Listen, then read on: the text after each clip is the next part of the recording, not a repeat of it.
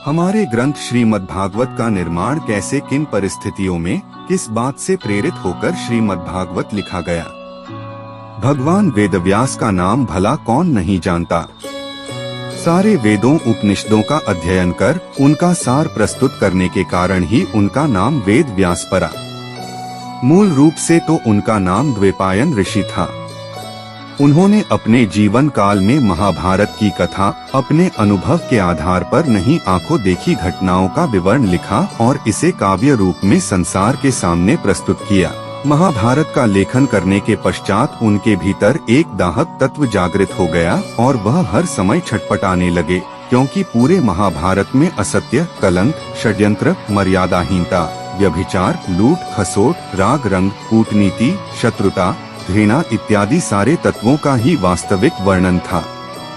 वास्तव में पूरा महाभारत सत्य घटनाक्रम होते हुए भी उस काल के पक्ष को ही प्रकट करता है, जहां डर और व्यभिचार, षड्यंत्र, असत्य का बोलबाला था। मनुष्यों में मानसिक मालिनता आ गई थी। राजाओं की बुद्धि प्रजा के सुख के बजाय स्वयं के सुख से मंडित हो गई थी। काम, क्रोध, मोह, लोभ का ही बोलबाला था। उस युग का पूरा विवरण अक्षर सह वेद व्यास जी ने लिख दिया। यह सारा महाकाव्य लिखने के बाद उन्हें आत्मग्लानि होने लगी और सोचने लगे कि इस युग का विवेचन जो मैं स्पष्ट रूप से लिख रहा हूँ वह आने वाली पीढ़ियाँ पढ़ेंगी तो वह इससे क्या ज्ञान प्राप्त करेंगी। जब युग की मर्यादा ही असत्य के आधार पर टिकी है, जब पूरे देश में प्रेम का वातावरण नहीं है, व्यभिचार है, जुआ है, बलात्कार है, अपहरण है, खानपान की अशुद्धता है, ना बड़ों को अपनी मर्यादा का ज्ञान है और ना बालकों के भीतर आदर का भाव है, तो स्पष्ट है कि आने वाली पीढ़ी इन्हीं गुणों को सीखेगी। दिन रात इसी चिंता में उनका शरीर सूखने लगा। उन्होंने बार बार यह एहसास होने लगा कि मैं महाभारत की रचना कर बहुत बड़ी गलती की है, और वह सब कुछ छोड़कर तीनों लोकों में भटकने लगे। हजारों ज्ञानियों से पूछा कि मेरे अंदर जो अग्नि जल रही है इसे शांत करने का क्या उपाय है। किसी ने तपस्या करने को कहा, किसी ने ध्यान करने को कहा, किसी ने भक्ति करने को कहा। वेदव्यास जी ने सारे उपाय अपनाए, फिर भी उन्हें मानसिक शांति प्राप्त नहीं हुई। ऐसे ही भ्रमण करते हुए उनकी भेंट भागवत पुत्र भक्त नारद ऋषि से हुई और उन्होंने अपनी व्यथा को विस्तार से कहा। इस पर नारद ऋषि ने कहा कि इतना दुखी होने की क्या आवश्यकता है। तुमने जो कुछ लिखा सत्य है और सत्य सदैव नंगा होता है। यदि तुम सत्य को नहीं प्रकट करोगे तो इस अंधकारमय द्वापर युग पर एक झूठ की परत लगा दोगे। लोगों को सत्य और असत्य की पहचान नहीं हो पाएगी। जो कुछ तुमने लिखा है उसे जानकर लोगों को ज्ञान होगा। इस पर वेदव्यास ने कहा कि यदि युग इतना अधिक दूषित हो गया है, लेकिन इस दूषित वातावरण में भगवान श्री कृष्ण जैसे महान युग पुरुष भी हुए हैं, जिन्होंने असत्य पर सत्य की विजय दिलाई। लेकिन मेरा मन तप्त हो रहा है।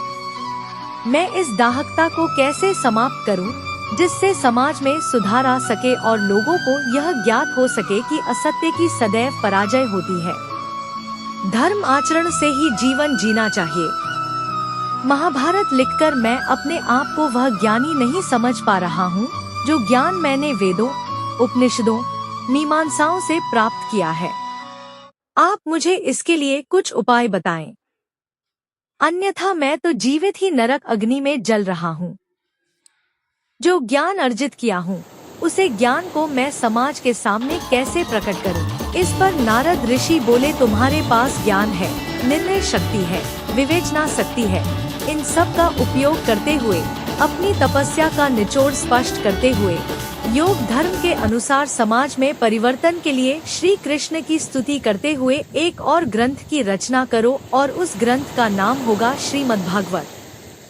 इस पर वेदव्यास ने प्रभु स्मरण कर अपने ज्ञान के आधार पर घटनाओं का वास्तविक विवेचन करते हुए इस महाग्रंथ की रचना की।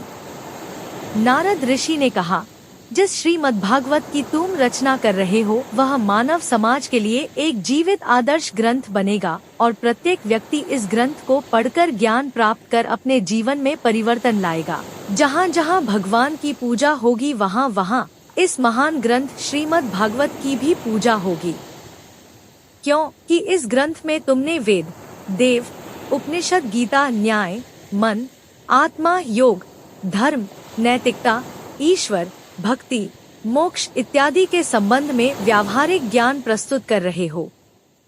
तब वेदव्यास ने प्रभु स्मरण कर भगवान श्री गणपति को लेखक बनाकर इस महान ग्रंथ की रचना की, और जिस प्रकार त्रेता युग वाल्मीकि कीर्त रामायण के कारण प्रसिद्ध है, उसी प्रकार द्वापर युग वेद व्यास रचित श्रीमद् भागवत के कारण प्रसिद्ध है।